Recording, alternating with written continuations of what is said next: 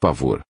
Caso 50. Visual. O caso seguinte foi comunicado à Society for Psychical Research por Alexandre Aksakoff. Eu extraio dos Proceedings of TSPR, Vol. X. Pag. 328. Nota tomada do relato da Sra. T. Outubro de 1891, em 187. A Sra. T. encontrava-se certo dia na casa de seus vizinhos de campo, o Sr. e a Sra. B. MP, propriedade deles, Condado de Tuer. A conversa girava em torno de um estranho acontecimento trágico que se passou na família dos T, e que culminou no suicídio de um dos parentes da Sra. T. Num piscar de olhos, ela o viu aparecer no quarto ao lado do salão onde estavam e cuja porta estava aberta. No mesmo momento, o cão da anfitriã, que estava deitado aos seus pés, se levantou e começou a latir furiosamente na direção da porta. O Sr. e a Sra. B. nada viram, pois estavam de costas para a porta, e a Sra. T. não lhes disse nada sobre o que tinha visto. Confirmação do relato em uma carta da testemunha, Sra. B., 15 de outubro de 1891, era o ano de 1879, em nossa propriedade, Condado de Tuer. Éramos 3, a Sra. T., nossa vizinha, que tinha vindo nos visitar, meu marido e eu, estávamos na salinha de nossa casa de campo, não muito longe de uma porta que dava para o meu quarto de dormir, iluminado por uma grande janela. A Sra. T. estava sentada em um sofá, diante da porta. Eu estava sentada junto dele em um banquinho, também de frente para a porta, mas meu marido estava num canto, de modo que ele não via aquela porta. Aos meus pés estava deitado o meu cão Beppo, com a cabeça virada para a saída. Falávamos do acontecimento que tinha acabado de ocorrer com a família dos T, em que a mulher, levada pela paixão, abandonou seus filhos e seu marido, e que este, desesperado, estourou os miolos. Meu marido acusava a mulher, a Sra. T. acusava o marido, de quem ela sempre gostou bastante. No entanto, neste caso, ela não isentava da culpa. De repente, ela se calou e o cão, levantando a cabeça novamente, pôs-se a ganir e quis se precipitar até a porta do quarto. Estava com o pelo todo eriçado. O animal escapou de minhas mãos como que para atacar alguém. Tinha bastante dificuldade em segurá-lo. Meu marido quis bater nele e eu o defendi. Ele e eu nada vimos, exceto a cólera do meu cão. A Sra. T. calou-se quando o animal se acalmou. Ela nos pediu para irmos à sala, onde estava seu marido. Logo após o Sr. e a Sra. T. irem embora, e só mais tarde, quando fui visitar a propriedade deles, a Sra. T. disse que tinha visto, na frente da porta do meu quarto, o fantasma daquele que ela acusava vestido de branco e com uma expressão de desespero em seus movimentos, como que revoltado porque ela o tinha acusado.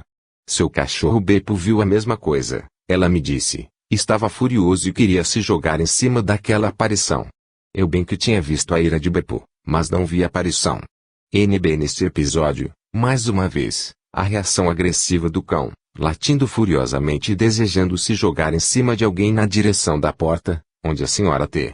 percebe, ao mesmo tempo, a aparição do defunto que ela tinha acusado, leva a admitir que o animal pôde ver a aparição. De fato, os cães agem assim unicamente contra intrusos que eles desconhecem.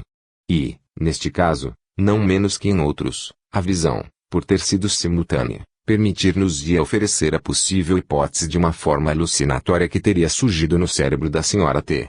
e que teria sido transmitida simultaneamente ao cão, mas me parece que as explicações fornecidas anteriormente por mim são suficientes para excluir essa hipótese gratuita, o que equivale a reconhecer o aspecto verídico do caso da aparição de um morto criticado pela Sra. T. Caso 51, o visual auditivo coletivo. Eu retiro a passagem seguinte de um outro relato bastante notável de Alexandre Aksakoff, publicado nos Proceedings of TSPR, Vol. X. Pags. 387 a 391. Acrescentarei, para melhor compreensão do acontecimento, que o caso aqui transcrito se refere à história das aparições reiteradas de uma moça chamada Paladia, morta aos 15 anos. O relator, Sr. Imamchite, foi também, no referido caso, o principal percipiente. Em 1885, estava eu na casa de meus pais, numa propriedade de campo no condado de Poltava. Uma senhora de nossas relações tinha vindo passar alguns dias em nossa casa com seus 2 filhos. Algum tempo depois da chegada deles, como eu me levantava cedinho, vi Paladia, Eu dormia numa ala separada onde ficava sozinho.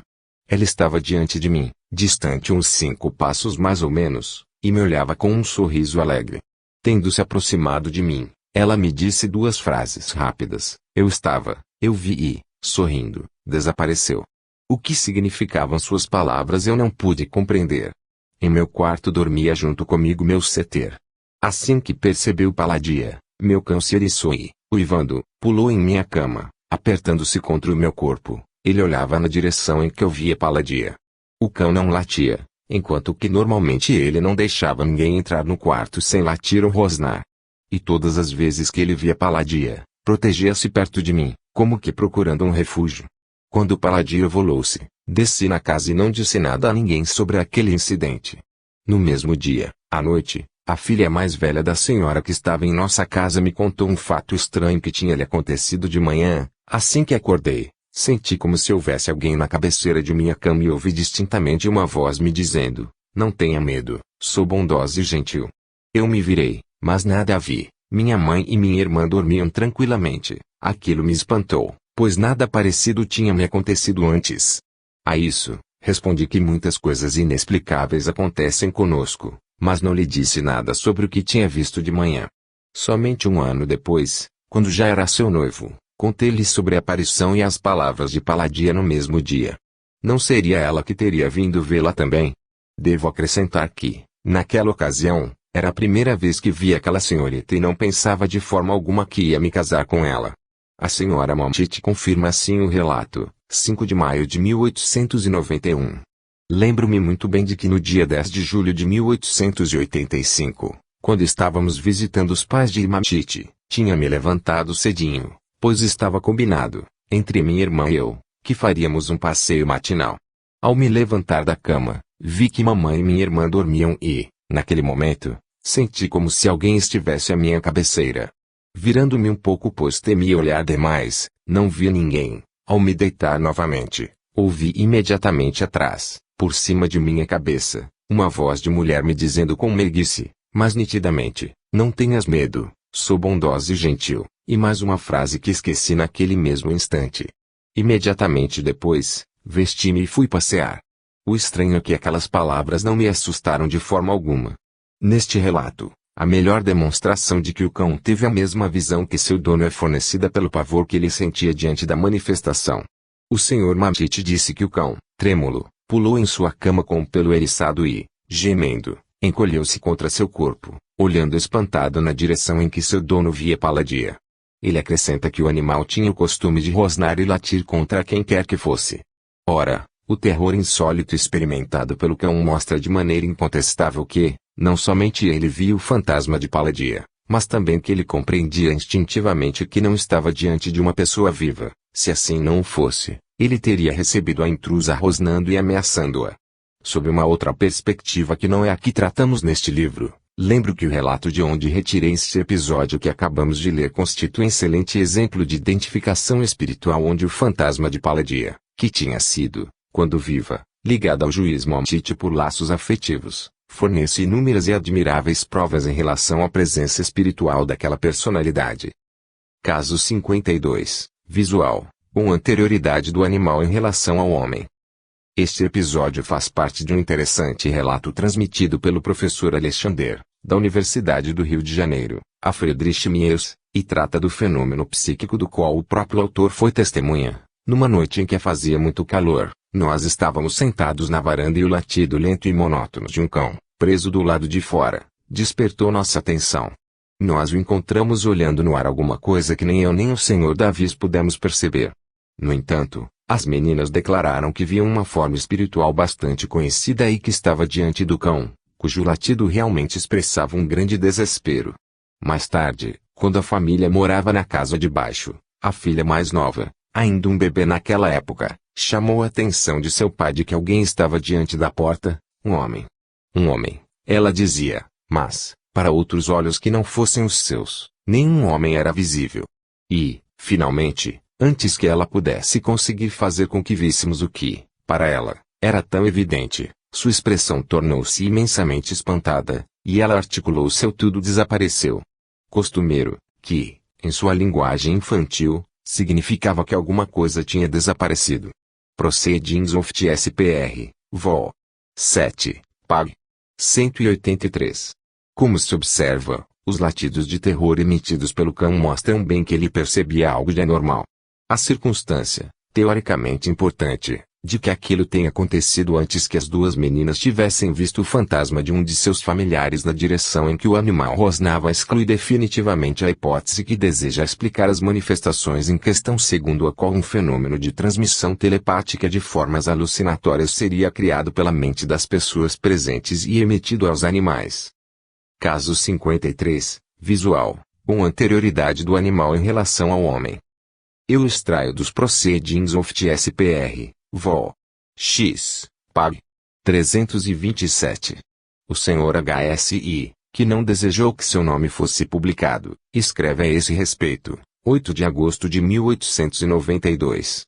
Em 1874, quando tinha 18 anos, estava na casa de meu pai, numa manhã, tinha me levantado por volta das 5 horas a fim de acender o fogo e preparar o chá. Uma cão grande da raça Bull Terrier, que tinha o costume de me acompanhar por toda parte, encontrava-se ao meu lado, enquanto eu me ocupava do fogo. Num certo momento, ouvi-o emitido um rosnado surdo e o vi olhando na direção da porta. Virei-me para aquele lado e, para meu grande espanto, percebi uma figura humana alta e assustadora, cujos olhos flamejantes se dirigiam para mim. Soltei um grito de alarme e caí sentado no chão. Meu pai e meus irmãos correram imediatamente, pensando que ladrões tinham invadido a casa. Eu lhes contei o que tinha visto. Eles julgaram que a visão não tinha outra origem a não ser minha imaginação afetada após uma doença recente. Mas então por que o cachorro teria também percebido alguma coisa? O animal em questão via às vezes coisas que eram invisíveis para mim. Ele se jogava nelas fazendo gestos de quem morde o ar, e me olhava em seguida de um jeito como se quisesse me dizer, você não viu nada? Neste caso, como no que antecede, o relator percipiente, que naquele momento estava ocupado acendendo fogo, operação pouco propícia a criar alucinações, tinha se virado e visto o fantasma porque seu cachorro começou a rosnar de maneira ameaçadora. Assim sendo, é difícil duvidar que tenha existido uma aparição objetiva na direção em que o animal rosnava. Por outro lado, há duas circunstâncias a considerar, que o animal foi o primeiro a mostrar a aparição e que ele a recebeu como os cães têm o costume de receber os intrusos. Ambas afastam toda e qualquer contestação acerca do fato de que o animal não tenha notado o mesmo fantasma humano percebido pouco tempo depois pelo dono. Caso 54, visual coletivo. Fato contido em Phantasms of the Living, Vol. 2, Pag. 197. O caso que vou narrar e aqueles que se seguirão são relacionados às localidades assombradas. Eles pertenceriam, consequentemente, à sexta categoria desta classificação. Todavia, tendo em vista que nas localidades em questão não aconteceram outros fenômenos a não ser as aparições de um ser humano, pareceu-me oportuno inseri-los na presente categoria. 2 de março de 1884. Em 1875, minha irmã e eu, tínhamos então 13 anos, voltávamos para nossa casa de carruagem, num dia de verão, por volta das 4 horas da tarde, quando, de repente, vimos, flutuando sobre uma cerca, uma forma de mulher que deslizava sem barulho através da estrada. Essa forma era branca, em posição oblíqua e a alguns metros do chão. O cavalo tinha parado subitamente e tremia tanto de pavor que não tínhamos qualquer domínio sobre ele. Eu exclamava a mim mesma, olhando para minha irmã, você está vendo isso? Ela me respondeu que sim e fez a mesma pergunta ao rapaz que estava no veículo. Aquela forma atravessou a cerca, a estrada e passou por cima de um pasto. Em seguida, nós a perdemos de vista em meio a uma plantação. Acho que a vimos durante 2 minutos. Ela jamais tocava o chão, mas flutuava sempre a uma pequena distância dele. Ao chegar a casa, contamos a nossa mãe o que vimos. Tínhamos certeza de que não era um engano, nem ilusão dos sentidos, nem um andarilho, nem qualquer coisa do gênero. Nunca vi algo parecido, nunca tive uma visão assim nem antes nem depois. Nós 3 gozávamos de boa saúde, era um dia de sol, e ninguém tinha nos sugerido a ideia de uma aparição antes da passagem daquela. Mais tarde, soubemos que aquela era uma estrada assombrada, e vários habitantes daquela região tinham visto uma aparição por ali. Sidney Montgomery e Violette Montgomery. Essa aparição foi vista, simultaneamente, por 3 pessoas e por um cavalo que tinha parado de repente, O cavalo ficou tão trêmulo e tão assustado que ficou insensível aos comandos do cocheiro. Não acredito que ainda seja necessário insistir no fato de que em circunstâncias análogas àquelas que expus sucessivamente seria absurdo duvidar da suposição de que os animais percebem realmente as mesmas visões que os homens.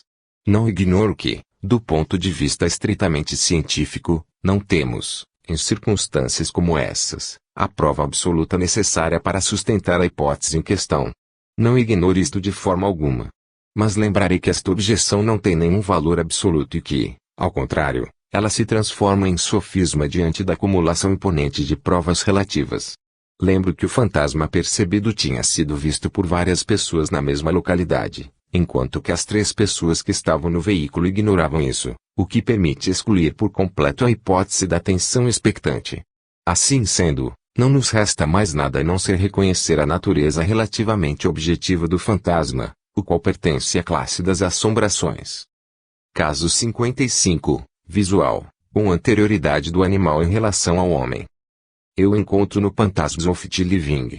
O nome da mulher que contou este fato não foi mencionado, porém, ele é conhecido pelos membros do Conselho Diretivo da Society for Psychical Research. A senhorita K. escreveu: era uma noite de inverno de 1892, encontrava-me em meu quarto, sentada ao lado do fogo, completamente concentrada em acariciar minha gatinha preferida. Ela estava encolhida em meus joelhos, com uma atitude quase sonhadora, com os olhos meio fechados, como que adormecida. Apesar de não haver luz no quarto, os reflexos do fogo iluminavam todos os objetos. O cômodo onde estávamos tinha 2 portas e uma delas dava para um aposento temporariamente fechado. A outra, localizada em frente da primeira, abria-se para um corredor. Minha mãe tinha nos deixado há alguns minutos e a poltrona, confortável e antiga, com um encosto bem alto, onde ela estava sentada encontrava-se vazia do outro lado da chaminé. Minha gatinha, que estava com a cabeça apoiada em meus braços, parecia cada vez mais sonolenta e eu quis me deitar. De repente, dei-me conta de que alguma coisa inesperada tinha perturbado a tranquilidade de minha gatinha. Ela parou bruscamente de ressonar e apresentou sinais visíveis de inquietação crescente. Estava debruçada sobre ela, esforçando-me para acalmá-la com minhas carícias, quando, de repente, ela ficou sobre as 4 patas e começou a respirar profundamente, arqueando as costas e o rabo, com uma atitude de desafio e de terror. Esta maneira de agir me fez erguer a cabeça e percebi com espanto um rostinho feio, enrugado, de uma megera velha, que ocupava a poltrona de minha mãe. Ela apoiava as mãos sobre os joelhos e inclinava o corpo, de modo a trazer seu rosto em minha direção. Os olhos penetrantes, brilhantes e malvados, fixavam-se em mim, imóveis. Parecia-me que era o diabo me olhando. Suas vestes e o conjunto de seu aspecto pareciam os de uma mulher da burguesia francesa, mas não me preocupava com isso, pois seus olhos de pupilas estranhamente dilatadas e com uma expressão demasiado má absorviam completamente minha atenção. Teria desejado gritar com todas as minhas forças, mas aqueles olhos maléficos me fascinavam e prendiam minha respiração. Não podia desviar o olhar e ainda menos me levantar. Enquanto isso, tratava de segurar minha gata, mas ela parecia não querer ficar ali. Após alguns esforços desesperados, ela conseguiu se liberar, saltando nas cadeiras, nas mesas e em tudo aquilo que ela podia encontrar em sua frente. Ela se lançou várias vezes e com tamanha violência contra os vãos da porta que dava para o aposento fechado. Em seguida, virando-se para outra porta, ela recomeçou a se atirar com uma ira ainda maior. Meu terror tinha então aumentado. Ora eu olhava aquela megera cujos olhos maléficos continuavam a se fixar em mim, ora eu seguia com os olhos minha gata, que se tornava cada vez mais frenética. Finalmente, o desespero lamentável do animal tinha se transformado em furor. Isso restituiu meu fôlego e comecei a gritar com todas as minhas forças. Mamãe veio me socorrer rapidamente. Assim que abriu a porta, a gata pulou literalmente em sua cabeça. E durante meia hora ela continuou correndo pelas escadas de cima a baixo, como se alguém a perseguisse. Eu me virei para mostrar à minha mãe a causa de meu desespero. Tudo tinha desaparecido. Em circunstâncias como esta, é bastante difícil ter a noção do tempo. Todavia, imagino que a aparição tenha persistido durante 4 ou 5 minutos. Soubemos em seguida que aquela casa tinha antigamente pertencido a uma mulher que tinha se enforcado naquele mesmo quarto. Senhorita K. O General K., irmão da percipiente, confirma o relato acima. Para mais informações a esse respeito, remeto o leitor ao Jornal OFTS-PR, Vol. 3, Pags. 268 a 271. Este caso é incontestavelmente curioso, quer por si mesmo, uma vez que se trata de um fenômeno de assombração relacionado ao suicídio de uma anciã que tinha acontecido naquele mesmo quarto, quer por causa do paroxismo de terror verdadeiramente excepcional da pobre gata ao ver o fantasma repugnante que tinha de repente surgido em sua frente. Digo fantasma simplesmente, sem saber que outra coisa poderíamos imaginar para explicar o espanto extraordinário que tinha invadido a gata, espanto esse que nem sequer diminuiu após o desaparecimento da causa que o tinha provocado. Podemos acrescentar que, também neste caso, a percipiente ignorava o drama que tinha acontecido naquele quarto, mesmo se a gata não tivesse sido a primeira percipiente, a senhorita K. Não poderia se estimular no sentido de provocar em si mesma uma alucinação relacionada a um drama que ela ignorava. Resulta daí que este relato constitui um exemplo autêntico, bastante interessante, de um caso de assombração com identificação de um fantasma. Caso 56, Visual Coletivo. Eu extraio dos Análises de Ciências Psíquicas, 1907, Pags. 67 e 72, e 1911, Pag. 161. Ele se refere às famosas experiências clássicas do professor Oshorowicz com a médium senhorita Stanislawa Tomczyk. No seu relatório de 16 de janeiro de 1909, ele conta, na maioria das sessões anteriores, fizeram parte, na qualidade de testemunhos sem voz consultável, meus 2 cachorros, um grande terra nova e um pequeno cão fraudiqueiro de raça cruzada. Por terem sido bem educados, eles não me incomodavam nunca e deitavam-se tranquilamente no chão perto de uma poltrona, longe uns 5 metros do divã onde fazíamos a maior parte das experiências. No momento em que a sonâmbula declarou que a pequena Stasia acabava de sentar-se à poltrona, o cãozinho, deitado na frente dela, se pôs a rosnar. Viro-me e vejo o cão fixando seu olhar na poltrona. O Terra Nova dormia e não prestava atenção. Aliás, ele não podia ver a poltrona. Mas o cachorrinho rosnou 3 vezes, levantando apenas a cabeça sem se mover. Ele se acalmou somente quando a sonâmbula declarou que a pequena não estava mais ali. Um pouco depois, no relatório da sessão de 19 de janeiro de 1909, Pag. 72, o professor Oshorowicz relata este incidente em que uma gata é a protagonista. O começo da materialização do espírito parece se confirmar pela atitude de uma gata branca que se encontrava na copa. Ela fixa com um espanto visível um lugar, sob a mesa, onde devia estar a pequena Stasia. Inúmeras vezes ela desvia seu olhar para aquele lado. Em seguida, ela se protege assustada e se mete num canto, atitude que não tomava nunca. No relatório de 17 de outubro de 1911, Análise, 1911, Pag. 161, encontramos um terceiro acontecimento do mesmo tipo, cujo protagonista é uma cachorra São Bernardo. Eis o que diz o professor Oshorowicz: estou sentado à minha mesa de trabalho, a senhorita Tomczyk está na minha frente e nós conversamos. De repente, minha jovem cachorra da raça São Bernardo, que estava deitada sob a mesa aos meus pés, se levanta e começa a rosnar, olhando para um canto do sofá que se encontra atrás de mim. Ela avança lentamente como que assustada e se põe a latir, sempre fixando os olhos no mesmo ponto, onde não havia nada. A senhorita Tomczyk teve naquele momento um calafrio, que ela atribuiu à atitude incompreensível da cachorra. Ela estaria vendo alguma coisa. É sem dúvida a pequena Stasia, eu digo brincando, que veio nos encontrar. Peguemos a mesa girante. A senhorita Tomczyk põe sua mão ali e aguardamos. A pequena mesa se aproxima de mim como que para me cumprimentar com alegria. É você mesma, Stasia? Sim, respondeu a mesa. Em seguida, decido fazer uma primeira sessão 2 dias depois. A pequena Stasia se manifesta, mas ela se materializa tão pouco que a sonâmbula mal a percebe, enquanto que a cachorra não a vê de forma alguma. Os episódios que acabamos de transcrever, em que 3 animais tinham visto o fantasma enquanto que a própria médium só pôde conseguir vê-lo em condições de sonambulismo, levar-nos a constatar que os animais superiores não somente compartilham com o homem a posse de faculdades paranormais subconscientes, mas também são aptos a exercê-las quase sem dificuldades.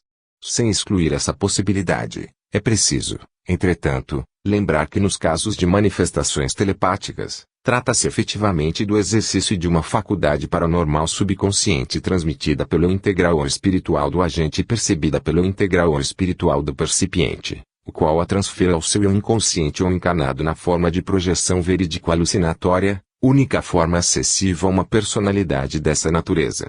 Porém, nos casos das experiências que acabamos de citar, poderíamos também explicar os fatos sem sair do exercício da visão terrestre, já que, nestes casos, o fantasma da pequena Stasia conseguia se materializar de maneira mais ou menos vaga, de modo que conseguiram fotografá-lo. Para explicar estes fatos, bastaria, portanto, supor que as pupilas daqueles animais eram sensíveis aos raios ultravioleta, como uma chapa fotográfica, e que, por isso, eles conseguiram perceber com seus olhos corporais aquilo que permanece invisível aos olhos humanos. Caso 57. Visual coletivo, com percepções diferentes. Este fato se encontra nos Anais de Ciências Psíquicas, 1911, pág. 55. O Sr. M. G. Llewellyn, um conhecido escritor inglês, começa prevenindo os leitores de que ele não é espírita e de que nada conhece sobre espiritismo. Até então ele nunca tinha assistido a sessões mediúnicas nem tinha lido livros ou revistas que tratassem desses assuntos. Unicamente, diferentes pessoas garantiram-lhe que ele é um sensitivo. Após estas premissas, ele continua, numa noite, da qual jamais esquecerei, encontrava-me em meu estado normal de saúde, bastante calmo, e tinha jantado como de costume. Estava deitado há pouco tempo e me encontrava num estado tranquilo de sonolência. O quarto estava mergulhado na mais pacata escuridão, pois eu tinha apagado a luz elétrica e tinha fechado as amplas e espessas cortinas que cobriam duas grandes janelas. Meu gatinho, que sempre dormia em minha cama, lá estava como de costume e repousava sossegadamente. Enquanto estava assim, com os olhos meio fechados, percebi aparecer subitamente no alto da parede, à direita, do lado em que estava virado, um longo rastro de luz, de um azul claro e charmoso. Ele se movia na direção da janela da direita e eu olhava fascinado. Que coisa estranha! Pensei. Nunca tinha visto o clarão da lua dessa forma com as cortinas fechadas e, depois, não é um azul que vem do clarão da lua, ele se movia de uma maneira bastante estranha. O que poderia ser isso? Obviamente deve ser o clarão da lua, e talvez algumas nuvens estejam passando por ela. A luz, de um azul que nunca tinha percebido antes e que nunca mais revi, continuava a entrar no quarto, sempre do mesmo lado, perto do teto, e olhei estupidamente por cima da porta, de onde caía uma portinhola vermelha, como se a luz pudesse atravessar uma muralha. Finalmente pulei da cama, abri as cortinas e as persianas e olhei pela janela. Meu olhar espantado viu somente uma escuridão impenetrável. Nenhuma lua, nenhuma estrela, nem sequer a mínima claridade. Não podia ver nem a estrada nem a fileira de árvores que ali se encontrava nada. Os postes de luz das ruas estavam sempre apagados durante a madrugada no lugar onde moro, e as trevas eram absolutas. Seria então alguém com uma lanterna ou um projetor? Perguntava a mim mesmo, ainda espantado, voltando para minha cama. Não estava de forma alguma amedrontado e a ideia de que pudesse haver em tudo aquilo alguma coisa de sobrenatural nem sequer tinha me ocorrido. Enquanto torturava assim meu cérebro, o meu gato pulou de repente embaixo da cama, com o pelo todo eriçado, os olhos cintilantes e, num salto, foi até a porta, onde começou a arranhar raivosamente a portinhola, ao mesmo tempo em que emitia os miados mais lamentáveis que eu já tinha ouvido. Estava certamente um pouco assustado, todavia, assim mesmo, não pensava em nada de sobrenatural, pensava somente que o gato tinha ficado louco de repente. Este novo acontecimento tinha me feito esquecer por completo a luz azul. Sofri tanto ao ver o terror do pobrezinho que o peguei em meus braços e tratei de acalmá-lo. Todo trêmulo, o gatinho se segurava em mim, escondendo a cabeça, e parecia tomado pelo mais intenso pavor. Eu o acariciava e o adulava, e ele ia pouco a pouco se acalmando, mas, para o meu grande espanto, ele ficava de um lado da cama, olhando aterrorizado, os olhos chamejantes e o pelo novamente eriçado. Não via nada, no entanto. Estou absolutamente convencido de que o gato percebia alguma coisa e nada podia convencer-me do contrário. Sentindo-se seguro em meus braços, agora que o choque do terrível espetáculo qualquer que tenha sido ele tinha passado, o pobre Fluff esticava o pescoço e olhava embaixo, na direção do tapete, seguindo os movimentos do inimigo, consiste, invisível para mim, fosse de lá para cá ao longo da cama, virando-se para a pia. A coisa, ou o que quer que fosse, estava sobre o assoalho e não fazia nenhuma tentativa para subir na cama. Se aquilo tivesse se aproximado de nós, estou certo de que Fluffy morreria de medo na hora. Olhei em minha volta na direção do olhar do gato, mas não via nada além do tapete. Sem dúvida, não devo me esquecer de que via luz azul enquanto o gato dormia. Poderiam supor que meu medo da luz tinha sido comunicado ao gato, mas eu não estava com medo, achei inclusive que se tratava de algo normal. Em todo caso, o que meu gato viu devia ser um objeto bem tenebroso, pois Fluffy é bastante tranquilo, o mais gentil animal que já conheci. Durante bastante tempo, acreditamos inclusive que ele talvez fosse mudo, já que quase nunca ouvíamos seus miados. Sobre este interessante relato, apresso-me primeiramente em observar que o terror manifestado pelo gato não deve obrigatoriamente nos levar a acreditar que ele tenha visto alguma coisa horrível. Inúmeros exemplos atestam que os animais são tomados por um susto irresistível na presença de qualquer fantasma, até mesmo o mais angelical deles. O que determina o terror deles é a intuição instintiva que eles possuem diante de um fenômeno paranormal. Quanto ao fenômeno da luminosidade errante que o Sr. Llewellyn tinha observado anteriormente, este serve para apoiar a gênese paranormal da manifestação percebida pelo animal. Ele demonstra, de fato, que ao longo daquela noite e naquele lugar aconteciam realmente manifestações paranormais, cujos espectadores eram, de diferentes maneiras, um gato e seu dono.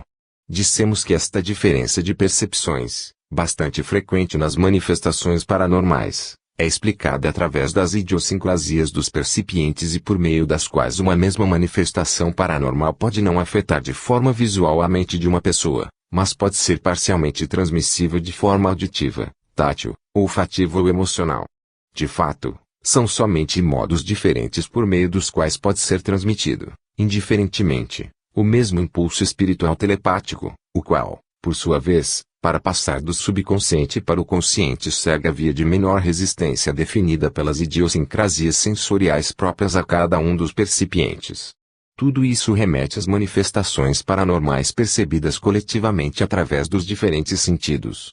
Porém, o mesmo fenômeno pode se produzir pelas manifestações paranormais percebidas coletivamente através de um mesmo sentido, como aconteceu no caso relatado pelo Sr. Llewellyn. E estas diferenças de percepção de um fenômeno são bastante frequentes nas manifestações metapsíquicas. Lembro-me de que, durante as sessões com William Stanton Moses, no local onde o médium percebia uma entidade espiritual, as testemunhas viam frequentemente uma coluna luminosa e, às vezes, uma simples faixa brilhante em movimento na parede, normalmente de cor azul, como no exemplo que acabamos de citar. Portanto, isto pode perfeitamente ser explicado da mesma maneira, ou seja, supondo que o animal tenha notado um fantasma onde seu dono só percebia uma faixa errante azulada. Caso 58, visual, com anterioridade do animal em relação ao homem. Publicado também pelos Anais de Ciências Psíquicas, 1907, pág. 423, este caso é parte integrante da história misteriosa de Noel, transcrita pelo coronel Albert de Rochas. Refere-se a uma jovem russa de alta linhagem, descendente dos príncipes de Radziwiłł, que sentia constantemente ao lado dela um fantasma feminino por ela chamado Noel, cuja realidade objetiva foi provada pelo fato de que ele foi fotografado inúmeras vezes. Na primeira vez em que Noel apareceu, ela foi percebida antes pelo cavalo da jovem russa, a quem devemos o relato deste fato. Sempre convivi com esse personagem a quem chamo Noula. Quando era criança, não havia, mas sempre tive para mim a impressão de não estar sozinha. Sempre me escutavam responder questões que pareciam, para os outros, solilóquios criados pela minha imaginação. Com quem eu conversava? Não sei e não tenho de forma alguma lembrança do que estou falando, mas meu pai, quando me submeteu aos exames médicos, lembrou-se perfeitamente do fato. O que posso afirmar aos senhores é que não sentia nenhum prazer em brincar com as outras crianças, pois sentia-me bem sozinha. Aliás, sozinha eu não estava. Vi Noula quando entrava na adolescência, logo mocinha. Sua primeira aparição aconteceu num dia em que andava a cavalo com meu pai, que sempre me acompanhava. Ela parecia tão espantosa que na hora pensei tratar-se de uma alucinação. Eis como foi, costumeiramente montava num cavalo acostumado comigo e adestrado para a sela. Naquele dia, tive vontade de montar num cavalo garanhão que nunca tinha sido montado antes. Inicialmente consegui dominá-lo, em seguida, inesperadamente, Ele partiu a toda. O que aconteceu? Não sei, mas, subitamente, ele se acalmou e, diante dos meus olhos, vi Nola, bastante nítida. Acreditei por um instante tratar-se de uma pessoa que, vendo-me em apuros, tivesse parado meu cavalo e eu quis agradecer-lhe. Então meu pai veio ao meu encontro e começou a me advertir megamente por causa de meu desatino. Porém, de repente, olhando para mim, ele me viu tão fora do normal que sentiu medo, muito medo.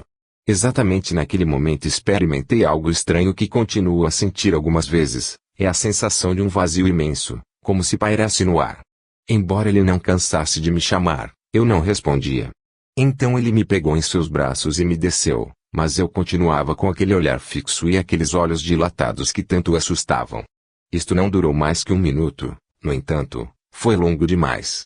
Quando voltei a mim, minha primeira frase foi: "Você a viu?" Meu pai não entendeu nada e os olhos dele me olhavam com toda a preocupação que logo compreendi seu pensamento. Narrei a ele o que tinha acontecido e, com sua lógica de matemático, ele inferiu que o susto tinha me causado uma alucinação. Mas eu sabia que não. Fiz que aceitei a sua explicação apenas para tranquilizá-lo. Pobre papai, temia por minha sanidade mental. Nós voltamos sem mais problemas, fazia todos os esforços para parecer feliz, contudo sentia medo. Ao chegar, meu pai me levou até o quarto, pois ele via bem que eu estava sofrendo. Ele se afastou um pouco para me deixar fazer o toalete. E então, quando fiquei sozinha, Nola voltou. Meus gritos chamaram meu pai, que chamou o doutor, pois ele não via nada. E quando ele chegou, acalmou-me com 15 gotas de ópio, que me fizeram adormecer. Eis, Senhor, a primeira aparição de Nola. E desde então Nola se tornou cada vez mais presente em minha vida, principalmente depois que comecei a enfraquecer, pois a tristeza de minha existência influi negativamente em meu estado de saúde. Sou bastante anêmica e frágil. Nola, ao contrário, é muito forte e robusta. Interrompo aqui este impressionante relato de onde retirei o episódio que acabamos de ler. O que vem depois não entra, para dizer a verdade, no conjunto do assunto que tratamos. Acrescentarei somente que a jovem em questão, na esperança de que o coronel de Rochas pudesse livrá-la desse fantasma obsessor, foi à França tratar-se. Infelizmente, ao voltar a Varsóvia, ela adoeceu e morreu. Do contexto do caso apresentado, retiramos o fato de o cavalo ter visto o fantasma de Nola antes da moça e de que a aparição da entidade exerceu de imediato uma influência calmante no animal. Entretanto, como este efeito é diametralmente oposto àquele que provoca a visão de um fantasma nos animais, é forçoso deduzir que o fato aconteceu em conformidade com a vontade do próprio fantasma, o qual tinha se disposto a salvar de um grave perigo a moça com a qual ela estava relacionado. No entanto, como explicar a presença e a persistência desse fantasma misterioso? Albert de Rochas fica em dúvida entre a hipótese do desdobramento da percipiente e o caso de vampirismo.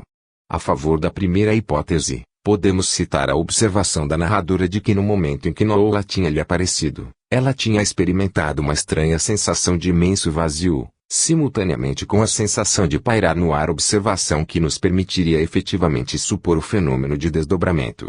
Contudo, neste caso, o receptor deveria ter visto a imagem espectral de si própria, e não a de uma outra pessoa, fisicamente bastante diferente dela. A percipiente era loira, magra e pálida, enquanto que Nola parecia morena, forte e saudável. Considerando-se este detalhe, a sensação de vazio sentida pela percipiente deveria se explicar se atribuirmos ao fato uma subtração de força vital de seu organismo pela entidade sempre que se manifestou. No tocante à hipótese de um fenômeno de vampirismo exercido por Nola sobre a percipiente, Albert de Rochas o examina levando em conta principalmente o definhamento progressivo do estado de saúde da referida jovem, definhamento esse que poderíamos racionalmente atribuir a uma subtração persistente de força vital exercida pelo fantasma de Nola. O fantasma deveria sim ser visto como uma entidade espiritual inferior que ainda desejava viver e que, tendo encontrado na constituição orgânico-funcional da jovem uma pessoa para alimentar sua força vital, teria se apossado dela para sentir novamente o meio terrestre, vivendo sua existência por reflexo. Conhecemos alguns exemplos cientificamente estudados que sugerem esta hipótese, porém trata-se, no momento, de casos muito raros e que podem ser explicados de outra forma. Assim sendo, eles não poderiam servir como uma hipótese de trabalho qualquer, e menos ainda como uma teoria nítida e bem definida do gênero que os ocultistas batizaram de vampirismo. Melhor seria não emitir qualquer julgamento conclusivo a este respeito, deixando aos pósteros a solução do problema. Para 9 outros casos do que se encaixam nesta categoria, remeto o leitor aos livros e às publicações seguintes. Ponto mediano caso 59, Visual Auditivo Coletivo, Proceedings of TSPR, Vol. V. Pag. 470, ponto mediano caso 60, Visual Coletivo, Idem, Vol. Vi. Pag. 247 a 248, ponto mediano caso 61, Visual Coletivo, Idem, Vol. X. Pags.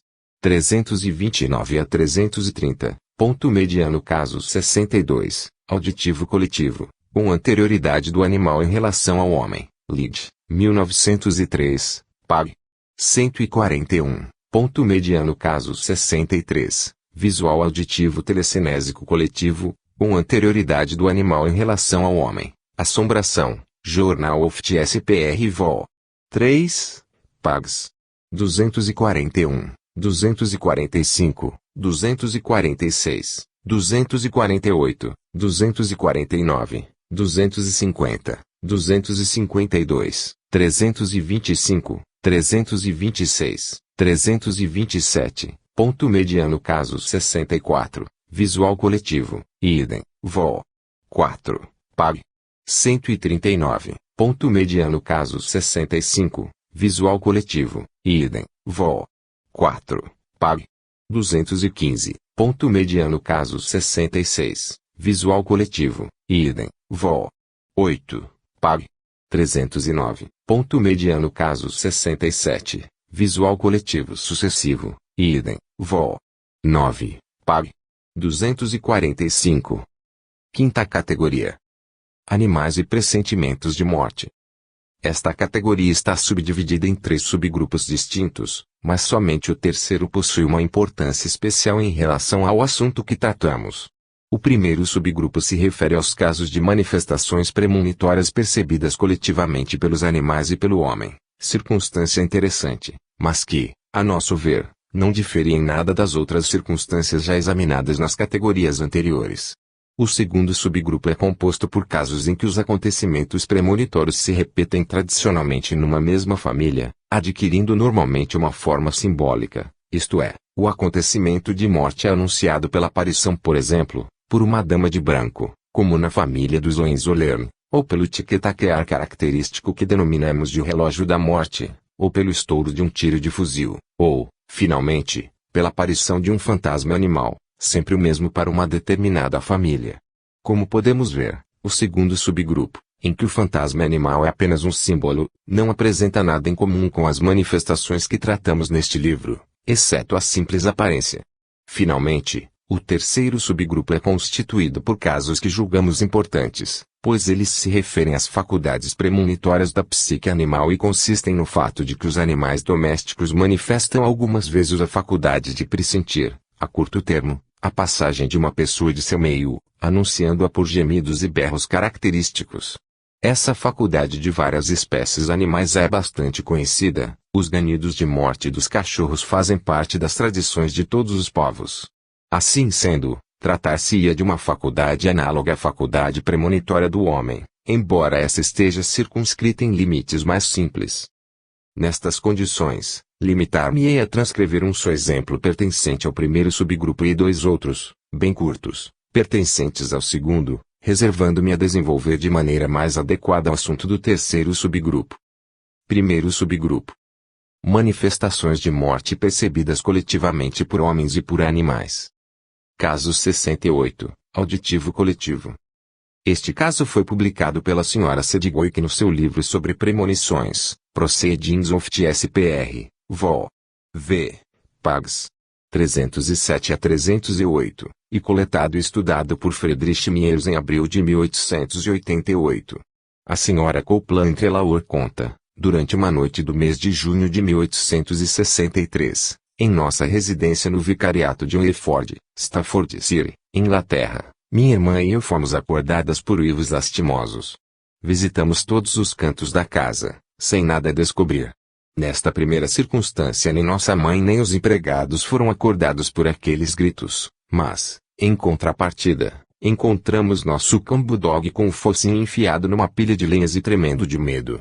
No dia 28 do mesmo mês nossa mãe morreu. O segundo caso que relataremos foi o mais impressionante e se produziu no mesmo vicariato, em agosto de 1879. Fazia algum tempo que nosso pai estava doente, mas suas condições de saúde permaneciam estáveis. No domingo de 31 de agosto, ele celebrava ainda na igreja, apesar de vir a morrer 9 dias depois. A família era, naquela época, composta por nosso pai, minha irmã, meu irmão, 2 empregados, a Amy e eu. Nós dormíamos em quartos separados, distribuídos pela casa. Esta, para uma residência paroquial, era bastante ampla. Aquela era uma noite calma e serena dos últimos dias de agosto. Nenhuma via férrea existia nas redondezas, não existiam casas na vizinhança, nem ruas que pudessem ser percorridas por algum transeunte retardatário. O silêncio era absoluto e a família permanecia mergulhada no sono.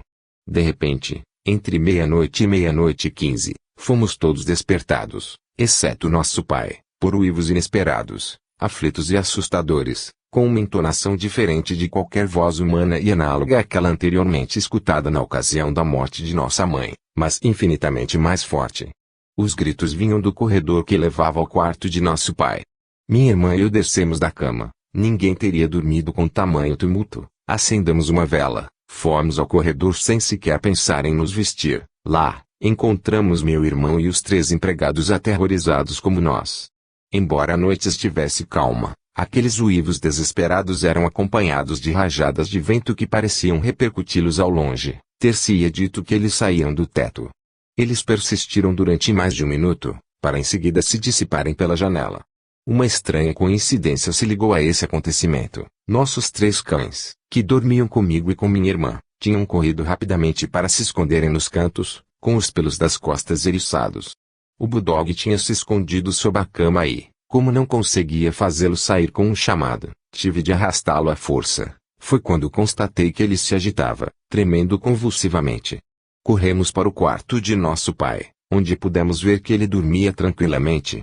No dia seguinte, com as devidas precauções, nós fizemos, na sua presença, alusões aos acontecimentos da noite, e isto nos permitiu constatar que ele não tinha escutado nada.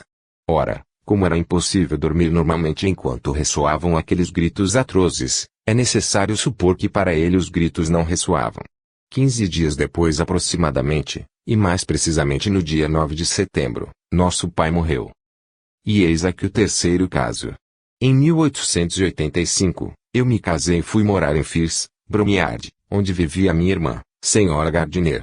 Meu irmão permaneceu a 35 quilômetros de distância e gozava naquela época de boa saúde. Numa noite, em meados de maio, minha irmã, a doméstica Emily Corbett, os outros empregados e eu, meu marido estava ausente, ouvimos novamente os costumeiros uivos desesperados, embora menos terríveis que os da última vez. Pulamos de nossas camas, vasculhamos a casa e nada encontramos. No dia 26 de maio de 1885 meu irmão morreu. O quarto caso aconteceu no fim do mês de agosto de 1885. Emily Corbett, os outros empregados e eu ouvimos novamente aqueles lamentos pungentes. No entanto, como nossa casa não ficava isolada, assim como o presbitério do Swayford, e os uivos já não eram tão veementes quanto naquela ocasião, tive a sensação de que eles podiam vir de algum transeunte, embora não pudesse evitar uma certa preocupação com minha irmã, senhora Gardiner, que, naquele momento, não se sentia muito bem. Ao contrário, nada aconteceu com ela, que vive ainda. Mas outra de nossas irmãs, senhorita Annie Copeland, que estava perfeitamente saudável no momento em que os gritos foram ouvidos, morreu uma semana depois de difteria. Senhora Copeland Relaor, senhora Copeland Gardiner, Emily Corbett. Avaliemos rapidamente este caso bastante interessante, estudado por Mears. Como já dissemos, do ponto de vista da classificação, este não possui nenhuma importância especial e análogo aos casos relatados na quarta categoria, exceto a circunstância de que aqui não se trata mais de uma visão coletiva de fantasma, mas sim da percepção de sons de natureza paranormal. Lembraremos que o fato em si do pré-aviso de morte, transmitido neste caso sob a forma de gritos desesperados, explica-se a partir das idiosincrasias pessoais dos sensitivos para os quais a mensagem é transmitida. Quer dizer que, ordinariamente, a forma de realização dos fenômenos premonitórios, assim como qualquer fenômeno paranormal, representa tão somente a via de menor resistência percorrida pela mensagem em curso, vinda do além ou das profundezas do subconsciente até a consciência dos sensitivos. Isto, obviamente, remete às manifestações de ordem subjetiva que constituem a grande maioria dos casos de realização inteligente, enquanto que as circunstâncias de fantasmas ou de percepções fônicas de natureza objetiva se realizam em função de um sensitivo que fornece fluidos e força àquele que se manifesta, independentemente das idiosincrasias dos percipientes. Ora, no fato que acabamos de expor, notamos que existe a circunstância dos animais que perceberam, ao mesmo tempo em que os seres humanos, o som dos gritos premonitórios, circunstância esta que nos levaria a supor que se tratava, dessa vez, de sons objetivos. Neste caso, a circunstância do pai doente que não tinha escutado nada, porque ele não devia escutar, deveria se explicar com a suposição de que ele se encontrava mergulhado em um estado de sonambulismo. Segundo subgrupo. Aparições de animais sob a forma premonitório-simbólica. Como acabamos de constatar, os fantasmas animais que têm estritamente a função de símbolo não pertencem à categoria de manifestações presentes neste livro, mas sim à categoria de simbolismo nas manifestações metapsíquicas em geral, um assunto de que tratei em outra monografia específica. Nessas ocasiões, o fantasma animal, independentemente de qualquer verossimilhança, representa apenas uma projeção alucinatória de uma ideia pensada e transmitida intencionalmente pelo agente telepático, e isso em conformidade com a circunstância de que, naquele meio familiar existe uma tradição segundo a qual a aparição de um fantasma específico equivale a um pré-aviso de morte iminente na família. Consequentemente, esta forma de premonição dependeria também de um tipo de idiosincrasia que teria se perpetuado de geração em geração entre os membros da mesma família. Conhecemos exemplos de mensagens simbólicas premonitórias que, desde muitos séculos atrás, repetem-se de forma idêntica, em um mesmo meio familiar, porém, tais mensagens são constituídas por simbolismos diferentes daqueles que tratamos aqui. Devo acrescentar que os casos nos quais o simbolismo adquire a forma de um fantasma animal são raros e compreendem apenas um pequeno número de repetições da mesma aparição. Assim sendo, deveríamos encará-los apenas como episódios rudimentares de simbolismo premonitório. Eis, como exemplo, dois breves casos. Caso 69, visual. Este caso encontra-se nos Proceedings of TSPR, Vol. V. Pag. 156. A senhora Ellie Carney relata, 17 de janeiro de 1892. Meu avô estava doente. Descia, numa noite, pela escada interna de nosso apartamento, quando percebi, no corredor, um gato estranho que vinha em minha direção. Assim que me viu, ele correu para se esconder atrás de uma porta que dividia o corredor em duas partes. Essa porta ficava sempre aberta. Corri imediatamente até ela para espantar o estranho animal, mas fiquei extremamente surpresa ao ver que nada havia ali. Foi impossível encontrar alguma coisa no restante do apartamento. Contei logo o ocorrido à minha mãe. Ela me disse, há alguns dias, que se lembrava perfeitamente do incidente. Meu avô faleceu no dia seguinte. Isso parece ainda mais interessante se o considerarmos em relação a outra circunstância. Minha mãe me contou que, na véspera do dia da morte de seu pai, ela também tinha percebido um gato que andava ao redor da cama do doente. Ela havia, como eu, tentado espantá-lo e, igualmente, nada tinha encontrado. Caso 70, visual. Retirado dos Proceedings of TSPR, Vol. V. Pag. 302. Eis o relato da senhora Elman. Existe no tronco familiar materno de minha família uma tradição segundo a qual, pouco tempo antes da morte de algum de seus membros, um enorme cão negro aparece a um ou outro dos parentes. Num dia de inverno de 1877, por volta da hora do jantar, eu desci ao andar térreo, a casa estava iluminada e, enquanto me dirigia até o corredor que levava à escada, vi de repente um enorme cão preto que andava diante de mim sem fazer barulho.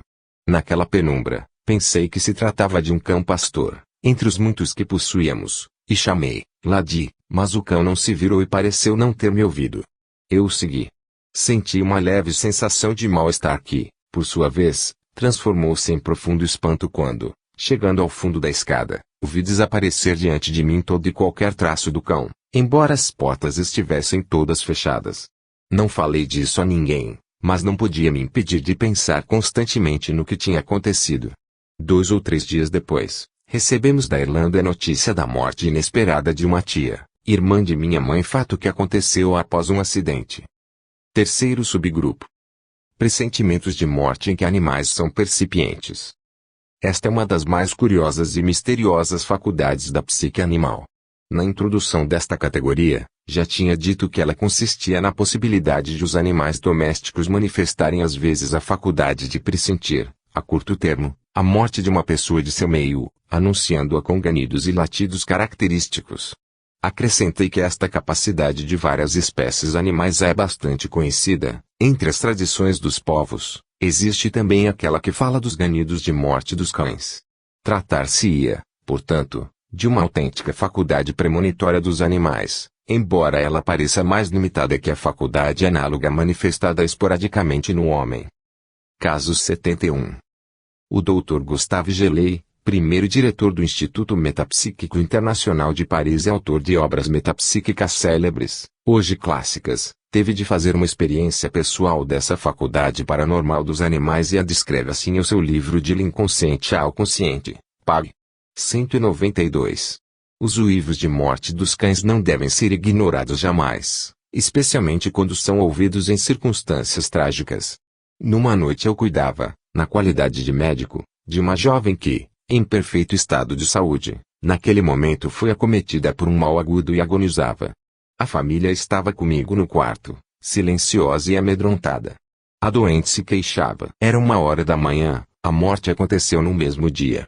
De repente, no jardim ao redor da casa, ressoaram ganidos de morte vindos de um animal da casa. Eram uivos lamentosos, lúgubres, numa nota só, emitidos primeiramente num tom elevado que em seguida foi decrescendo, até que desapareceu suavemente, bem lentamente. Houve um silêncio por alguns segundos e o queixume infinitamente triste recomeçou, idêntico e monótono. A doente teve um momento de lucidez e nos olhou ansiosa. Ela tinha compreendido. O marido desceu depressa para calar o cão. Ao se aproximar, o cão se escondeu e foi impossível, na escuridão da noite, encontrá-lo. Assim que seu marido subiu novamente, a queixa recomeçou e continuou, durante 1 hora, até que o cão foi pego e levado para longe.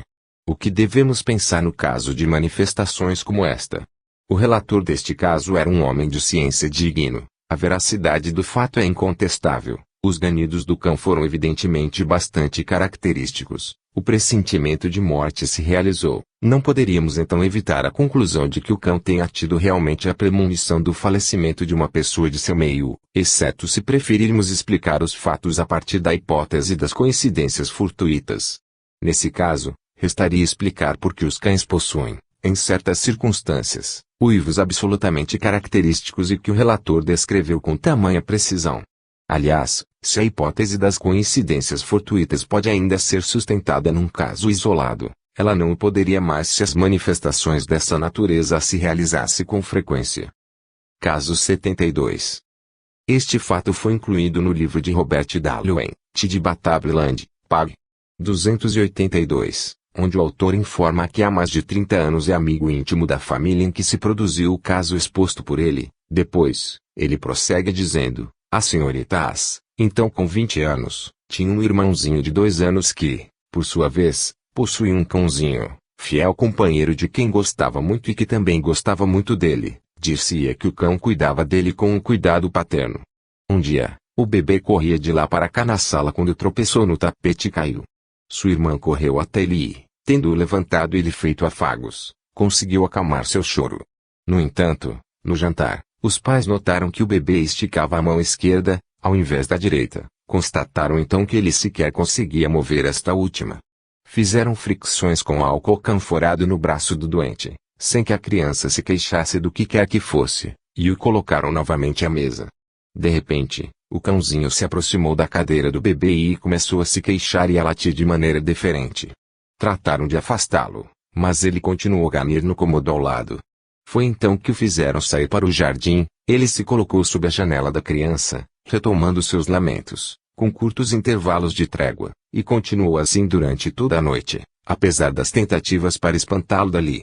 Na noite do mesmo dia, o garotinho adoeceu gravemente após a queda e morreu a 1 hora da manhã. Enquanto ele ainda estava vivo, os ganidos indescritivelmente tristes do cão se repetiram em pequenos intervalos. Assim que o bebê faleceu, o cão silenciou, para não mais continuar, nem na hora, nem depois. No primeiro caso o pressentimento de